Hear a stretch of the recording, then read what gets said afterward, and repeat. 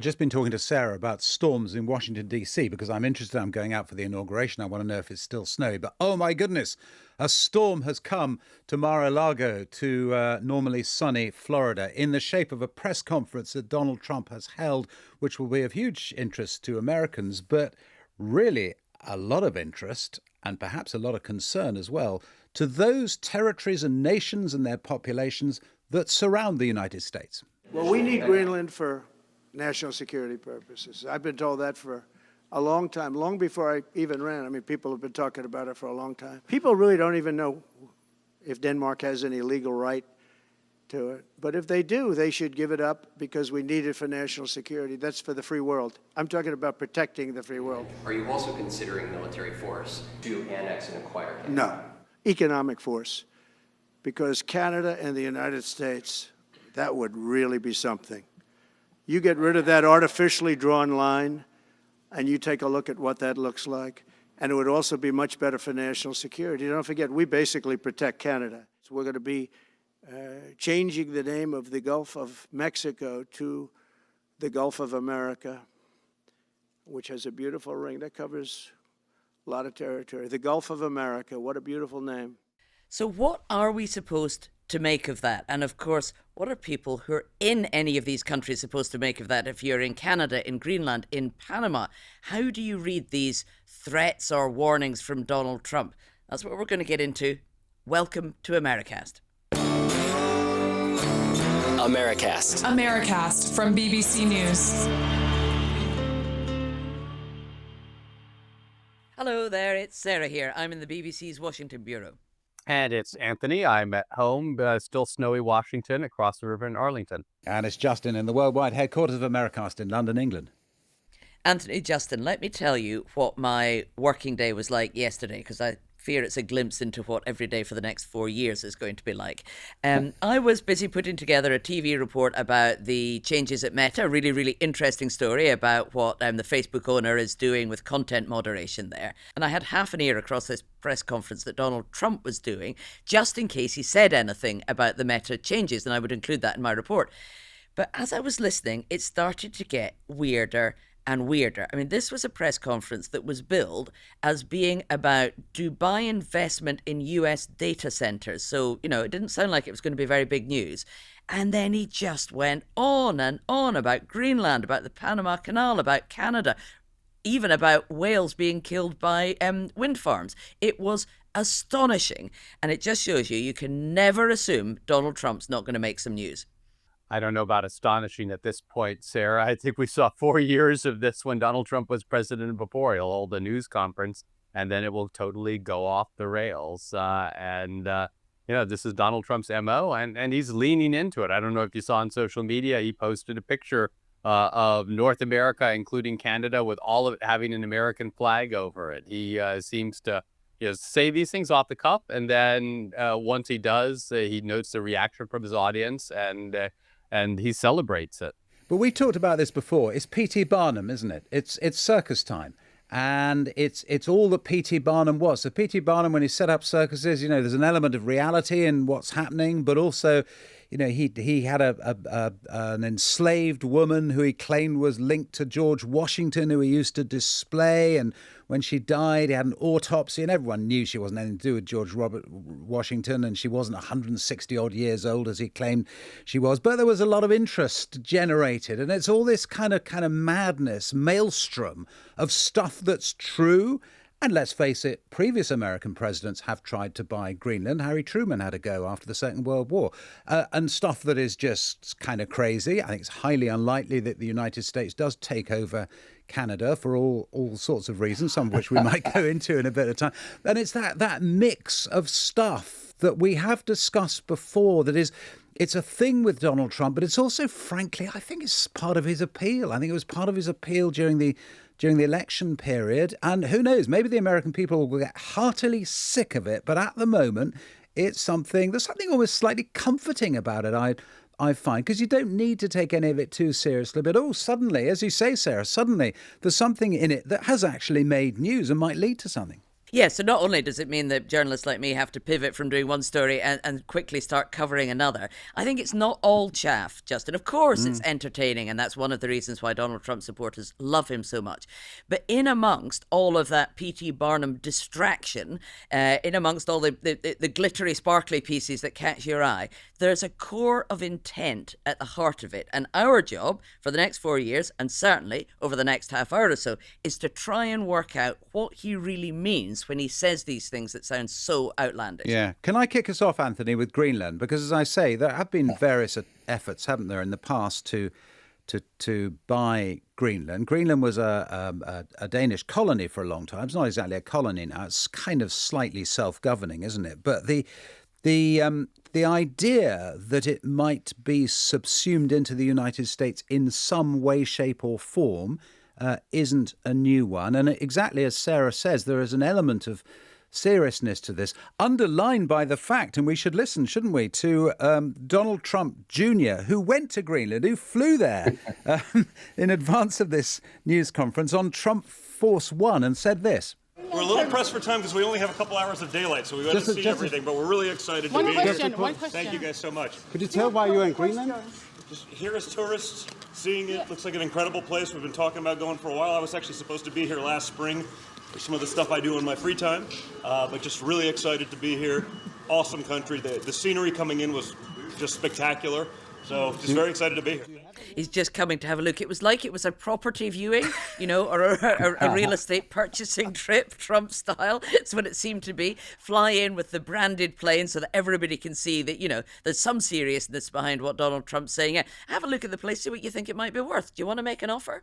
Yeah, I mean, there are a couple of things there. One, Justin did mention Harry Truman in the 1950s looked at buying Greenland. I think another president right after the Civil War in the late 1860s considered it. And the United States does have a history of purchasing vast stretches of land from foreign nations. The United States bought Alaska, of course. Actually, the United States bought the Louisiana Purchase, so almost half of the current continental United States was bought from France under Thomas Jefferson in the early 19th century. I think we bought a little strip of land at the bottom of Arizona so that we could build our railways a little straighter. That also happened, I think, late 19th, early 20th century. So it's not outlandish to think about, but these sorts of things haven't happened in a very long time.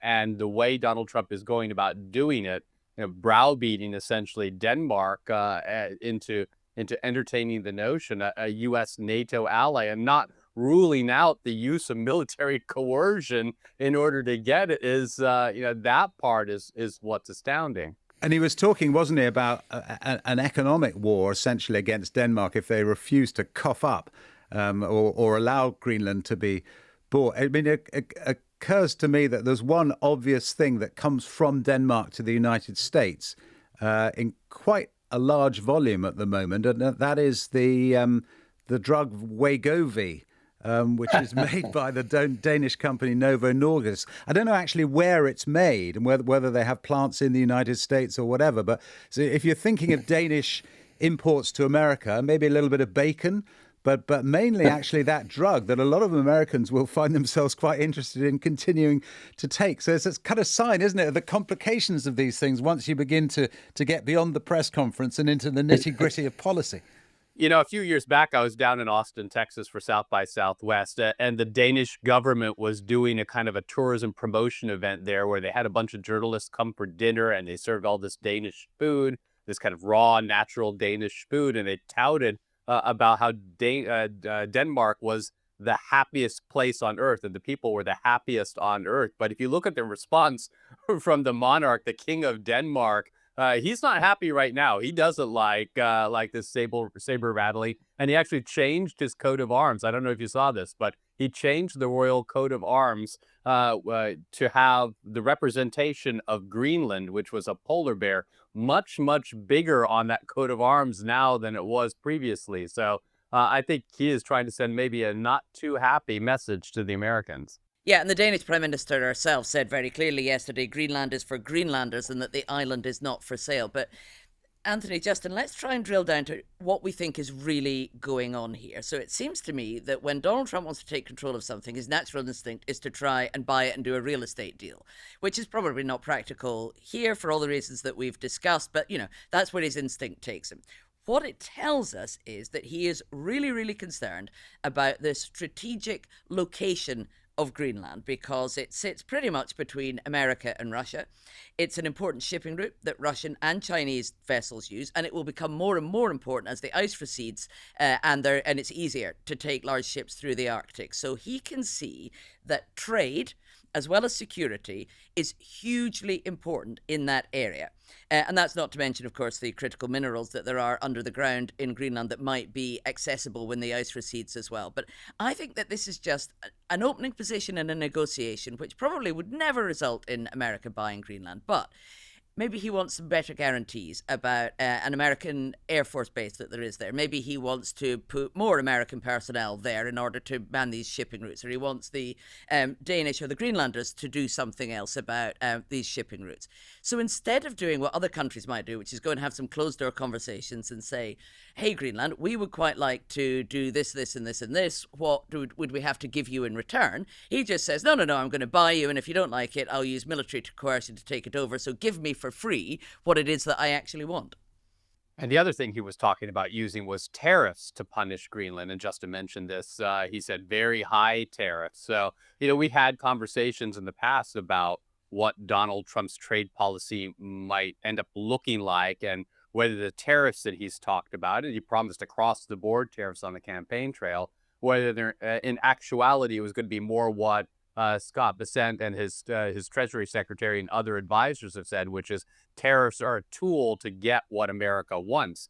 And in this case, tariffs could be a tool to punish Denmark and to convince them to go to the negotiating table and talk about a deal for Greenland. That still seems, rather unlikely. But the fact that Donald Trump is talking about how he would go about doing this and using this kind of coercive force, economic and possibly military, on a U.S. NATO ally, a European ally, a member of the European Union, that is what's particularly jarring about all of this. Yeah, we ought to talk about the Panama Canal, oughtn't we? Which, in a sense, is a more serious and potentially a shorter-term issue because, and again, it's one of those things that's slightly complicated because at first flush, you think, that's mad talk. The Panama Canal belongs to Panama and has done for quite a few decades now. So what's he going to do? Is he going to invade? But of course, when you look into it a bit more, Anthony, yes, the canal is not owned by the United States. But if you look at the original treaty, I think there are clauses, aren't there, where the US can intervene if the neutrality of the canal is threatened. And Trump's point, it seems to me, is about China, isn't it, rather than about Panama? It's about the potential threat of Chinese influence in the area, and there is certainly Chinese influence in Panama and around the canal as well. So it's kind of half of it just feels completely off the wall, but half of it, exactly as I suppose we've all been saying, is actually pretty deadly serious as well. And there's concern about Chinese influence around the world, and it's something that the Biden administration has been dealing with.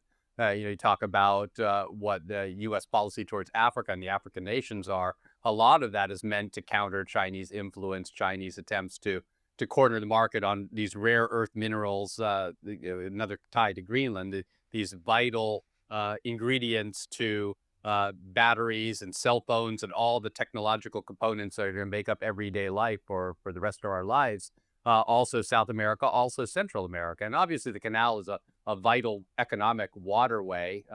The concern about China having soldiers there, Panama denies it.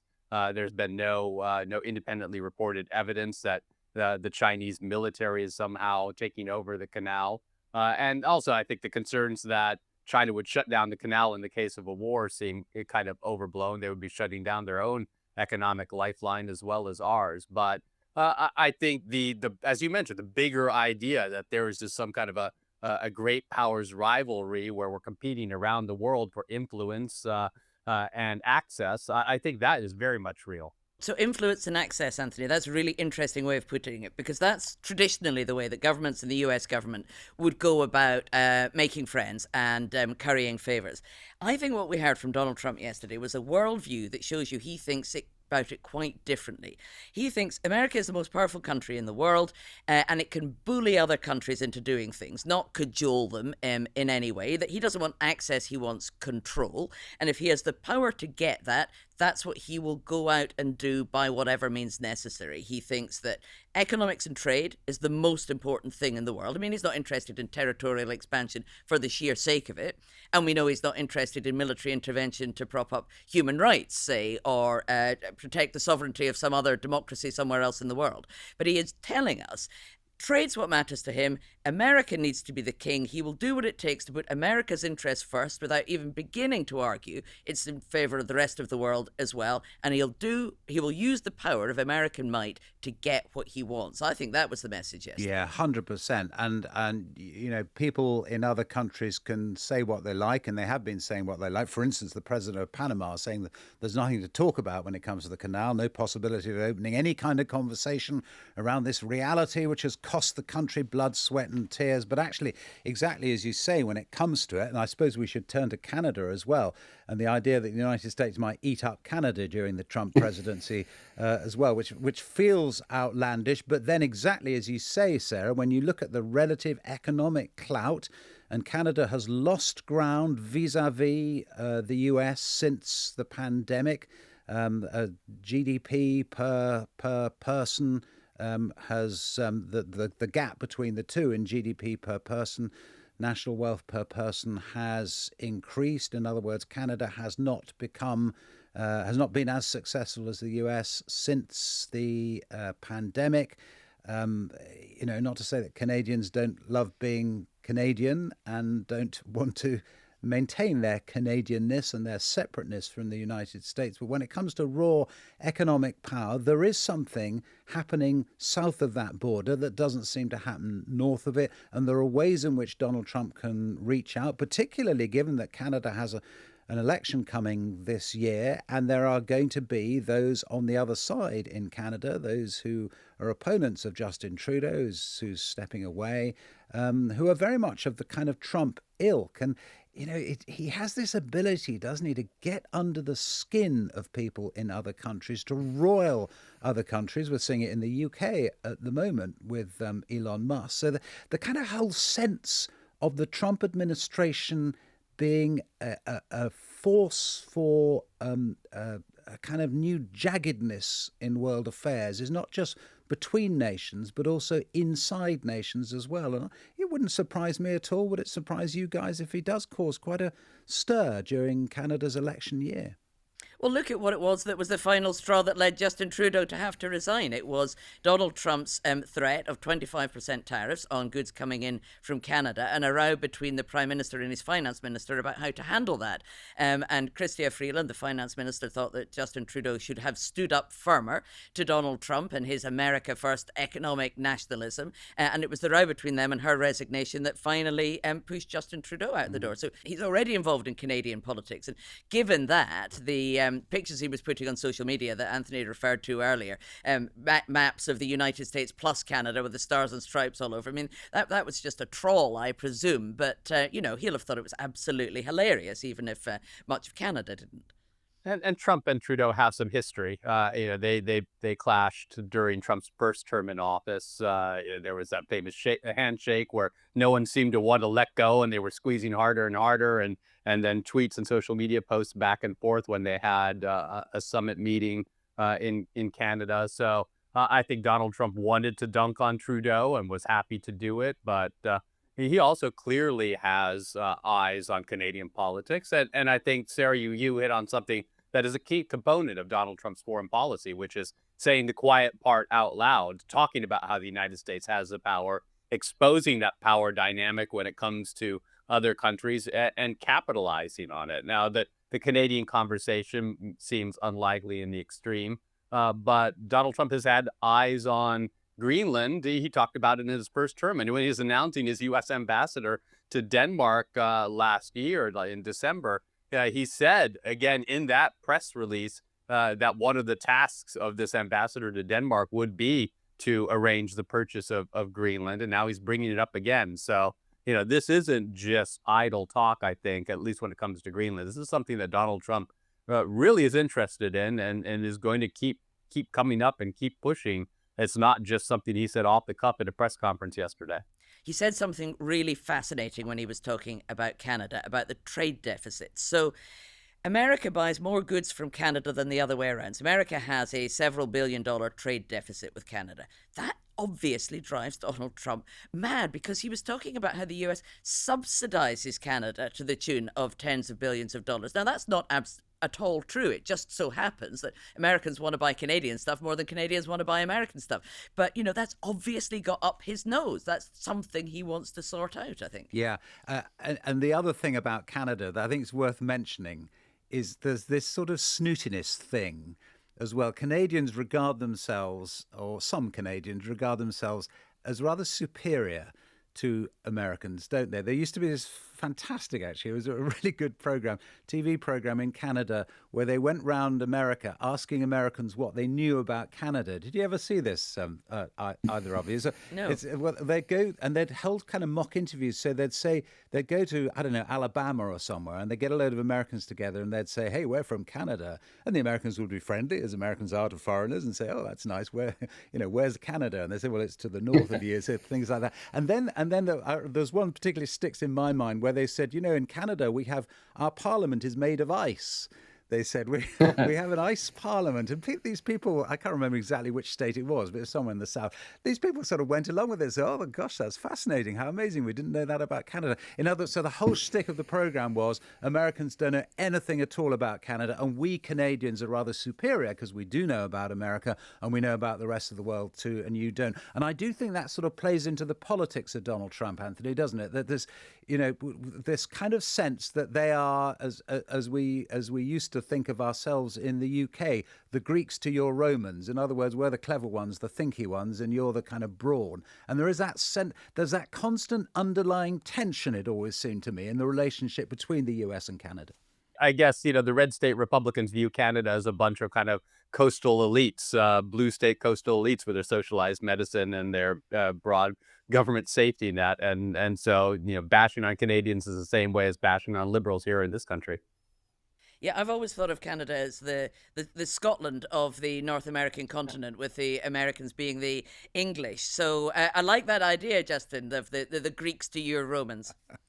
Yeah, okay. So I think we're agreeing that it is unlikely that the United States will take Canada over, but we can see ways in which Donald Trump does have a serious impact on Canada, and as you say, Sarah, already is. What about the Gulf of America? So the Gulf of Mexico at the moment, what's going on there? I mean, we call, Anthony, you probably don't know this. Well, you do know this because you know everything, but we call the English Channel the English Channel. The French call it La Manche, just the channel. So this comes straight home to every big power around the world, doesn't it? You tend to call things around you by the things that make you feel good about yourself. Right. And naming things and the names of places, obviously, it has political significance. And if you look at global conflicts, whether it's in Central Europe and with the breakup of Yugoslavia and the names of places there, or in China and their disputes on the islands in the Pacific, what you call something gives you power over it. So, this is, I guess, not. It shouldn't be surprising that this sort of arrangement or discussion pops up among Trump's kind of right-wing populists, that we're going to start calling things the way we want to call them because it gives us power over them. It still is kind of crazy to think about. But Marjorie Taylor Greene, the Georgia congresswoman, has already introduced legislation in the House of Representatives to rename the Gulf of Mexico the Gulf of America. So we'll see how far that gets. So, Justin, Anthony, looking at what Trump was setting out, and from it what we can take as his view of America's place in the world, what does this mean for the big and important conflicts and competitions? What does this mean for how he is going to deal with Russia and with China, do you think? I mean, let's start with Russia, because we know that he wants peace talks about Ukraine as soon as possible. He's got a special envoy who's going to start talking about that very soon with both sides. In terms of standing up or not to Vladimir Putin and what he does and doesn't want from Russia, can we intuit anything from what we heard from him yesterday? Justin? No. I think, you know what, when you listen to Donald Trump talk about Ukraine, it's always about, the bloodshed and the mass casualties on both sides, and he doesn't like pointing the finger of blame. So I think we're going to get to a point where both sides, Ukrainians and Russians, have to want peace, and no matter what Donald Trump says, if they don't want peace, then Donald Trump's best efforts are going to be fruitless. But if the United States cuts off military support for Ukraine, and it doesn't look like there's going to be any forthcoming military support passed through Congress and signed by Trump anytime soon, then that is going to put Ukraine in a position where they're going to need to negotiate. And then it's just a matter of whether Vladimir Putin decides he's gotten as much as he can, given the circumstances on the ground, and then he would be willing to talk. And then you could see Donald Trump step in and try to mediate, but it would be a mediation on Russia's terms, not Ukraine's.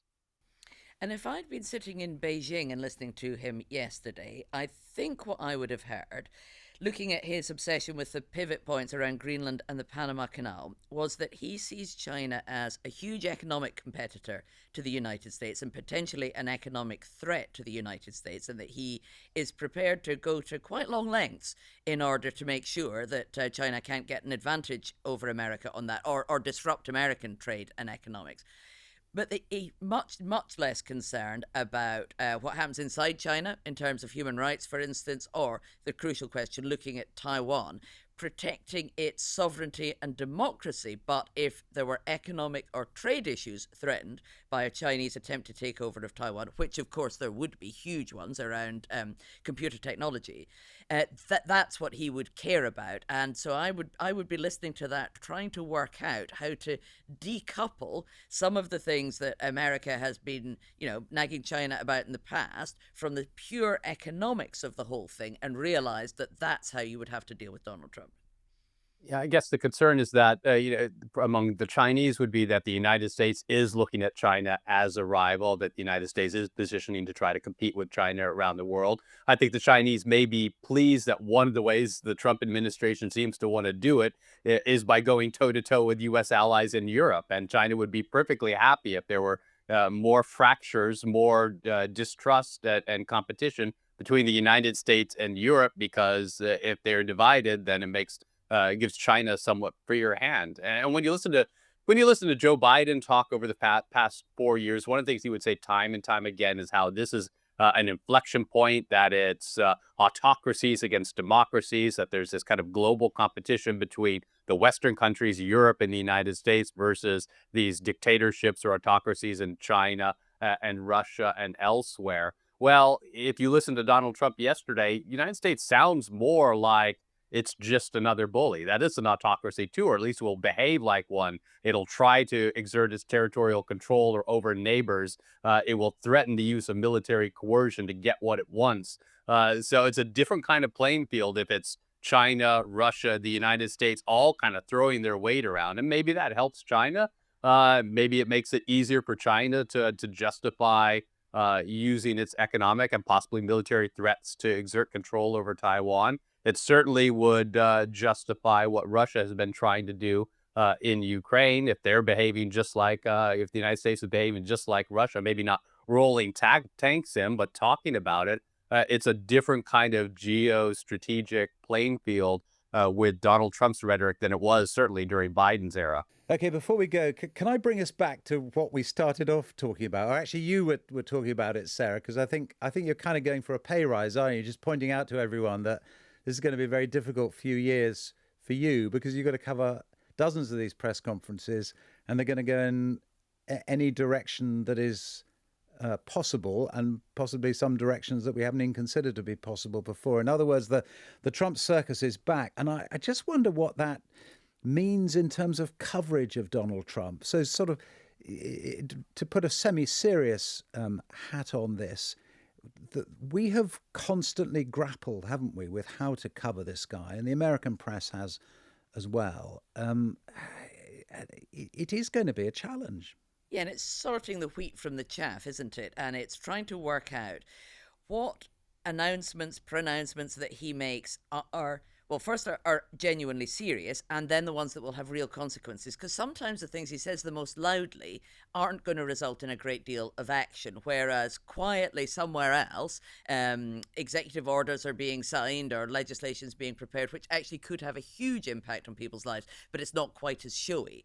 So not just falling for, the big headlines he's putting out there all the time. It's going to be a very important for us. Just because he says something shocking or outrageous doesn't mean that that's the most important thing he said or done that day.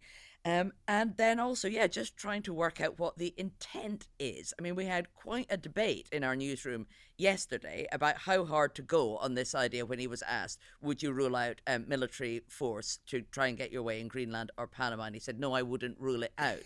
Was that him saying, yes, I would be prepared to use military force, I'm even thinking about it? Or was that just him off the cuff saying, well, I'm not going to rule it out because I won't rule anything out? How big a deal to make of that? It's news, obviously, that he said it, but, is it huge banner headline news, or is it, here's another slightly weird thing that Donald Trump said news? And trying to maintain that balance, we won't always get it right, but that's what we're going to be talking about a lot for the next 4 years. That's it. Bye-bye. Bye-bye. Goodbye, y'all.